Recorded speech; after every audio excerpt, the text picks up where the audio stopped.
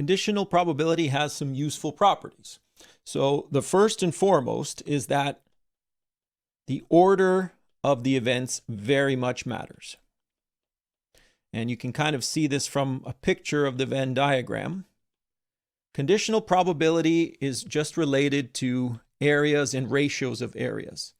And so yes, this portion here is common to both A and B, but it takes up a different proportion of A than it does B.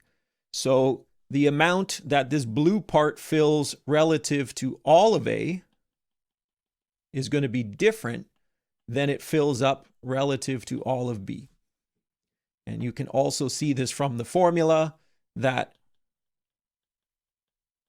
by definition, you divide by the probability of the first event, and similarly, even though the numerators may be the same, you're comparing the same area, you're not comparing it relative to the first event correctly. So because these denominators are the same, those two values will not, and therefore it is important that you get the order right. Okay. If it's not possible for these sequential events to occur together, then the probability of that intersection is 0, and that means that the probability of this conditional probability will also be 0. And that's just a simple one following from definitions that we've got.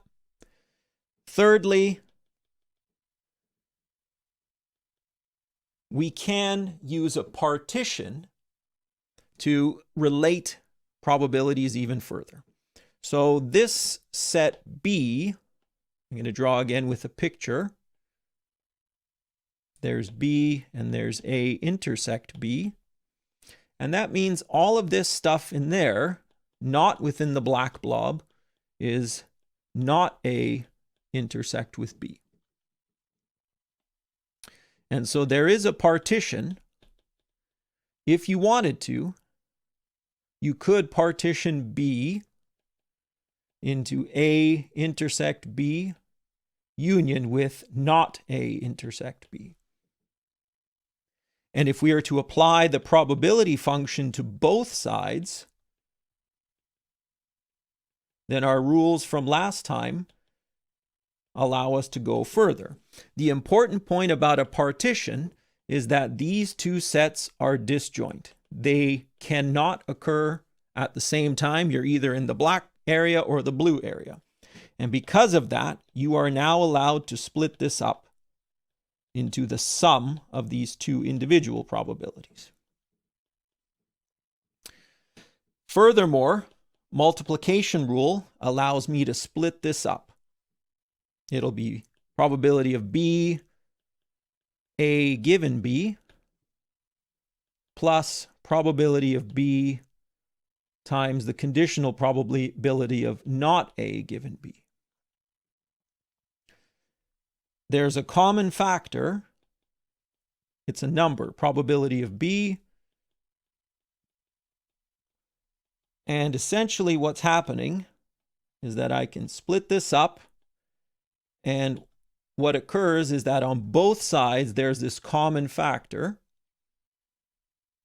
and I end up with this nice little relationship saying that, look, if you restrict yourself to the sample space of things that are just in B, it essentially partitions itself into things that are in both A and B and things that are not in A but still in B. The multiplication rule can also apply when you've got more than two events happening sequentially. So in the backwards notation of our textbook, let's assume event C happens first and then B and then A. So if you are interested in the probability of A and B and C, you could think of it in this order. You could say A happens last. I would like to know the probability of A and the event B and C. So according to the multiplication rule, you could split this up as probability of A given B and C multiplied with the probability of B and C. So A happened in the final stage. What's the chance of it happening given that B and C happened in the stage before? So then you need to study this probability. But once more, according to the multiplication rule, this could be written as B given C multiplied the probability of C. So remember, this happens first, this is second, and then that's third. So this thinking is helpful in the last example on our sheet. And so this question is really interested in if you take 4 cards from a standard deck and you don't put them back every time, what's the probability of getting at least 1 club? Okay. And so how the entrance point really has to do with understanding this event. So the sample space for drawing cards from a deck, here we're focused on the number of clubs. So the sample space is then related to the number of clubs you'd get. You could think of it as you could get no clubs as one of the outcomes. You could get 1 club as another one of the outcomes out of your 4 cards. You could get 2 clubs. You could get 3 clubs. Or you could get 4 clubs out of the whole event. Now, these are the 5 possibilities in terms of number of clubs. And all of these are disjoint. So you can't simultaneously have 2 clubs and 3 clubs in your hand at once. Now, I'm overdoing this example because I clearly want you to think of how you could use the tools we've developed so far. But the nice thing about writing like this is that this is at least 1 club. And so if you really wanted to, you could think of this sample space as no clubs union with at least 1 club. And again, these events are disjoint. And it's essentially, we've formed a partition of the sample space. And partitions are everything here. We want to use partitions because of these probability axioms. So now, if we apply the probability axioms to the above, because the set on the right-hand side is a partition, it's disjoint, I'm allowed to separate this and split it up. And this is our in, because this is the thing that we are looking for. We would love to figure out the probability of having at least 1 club. And so now, from the probability axioms, this becomes a 1. And so what it does is it allows us to come up with a very simple formula for what we are looking for. It would be 1 minus the probability of getting no clubs. So we are going to focus our effort on figuring out this term, the probability of getting no clubs. So the event no clubs is a sequential event. 4 things happen. You have to get nothing on the first card, no club on the first card, and you have to get no club on the second card, and you have to get no club on the third card, and you have to get no club on the fourth card. Which means that the probability of no clubs is just the probability function applied to this set statement above. And you see that an understanding of sets gets us to probabilities just by applying that probability function. And this is where the multiplication rule happens. According to the generalization I did above, you could think of it in terms of the final event and then work your way backward. This would be conditional probability of nothing on 4 given that there was nothing on 3 and nothing on 2 and nothing on 1, multiplied with the probability of nothing on 3 and nothing on 2 and nothing on 1. Sorry, my pen has vanished here. I think I'm off the margin.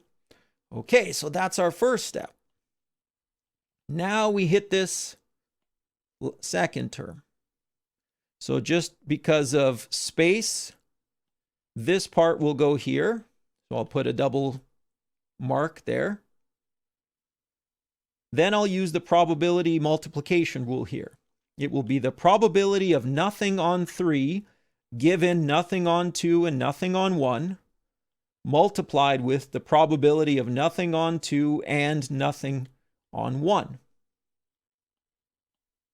So that was the probability multiplication rule for that last portion. And then I just keep doing it again. So I'm going to use the probability multiplication rule again. So I'll get all of that business, all of this business, then the probability of nothing on 2 given nothing on 1 multiplied the probability of nothing on 1.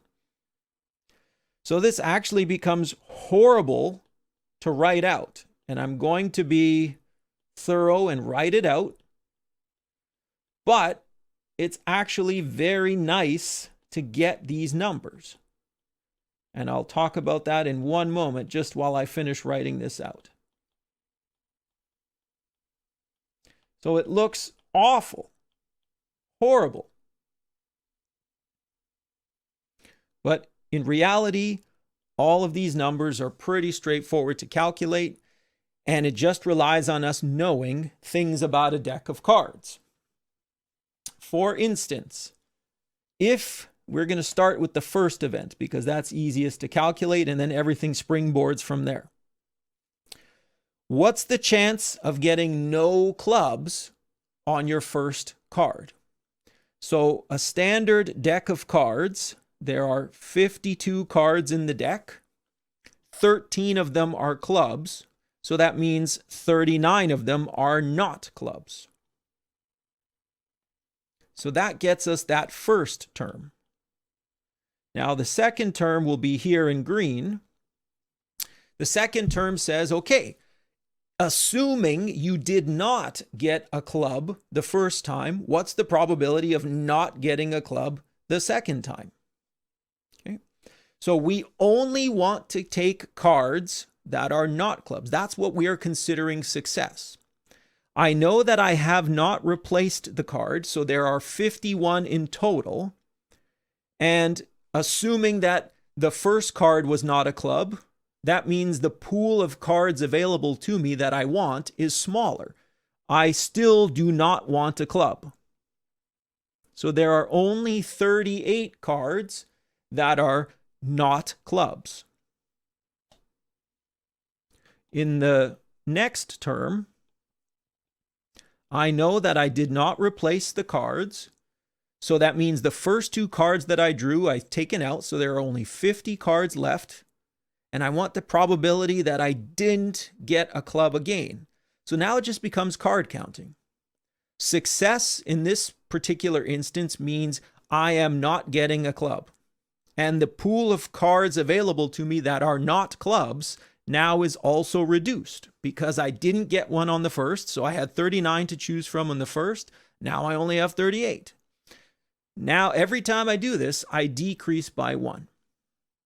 And so finally, my last outcome says, well, you've got no clubs for each of the first 3 hands, so you have 1 less card to deal with. But now you still want to get no clubs. And so that means you only have 36 cards to work with. And this horrible looking calculation is actually the way we would think about it mathematically in a step-by-step fashion. And if you wanted to, you could waste your time simplifying fractions and all this business. But if you just take your calculator, this result works out to about 0.6962. So that means there's a chance of almost 70% that if you were to take out 4 cards from a deck, you would not get any clubs. So it's pretty likely that you will not get clubs in that sense. So this gives us an example. These 2 videos have given us examples of how to calculate these conditional probabilities in more complicated sequential events.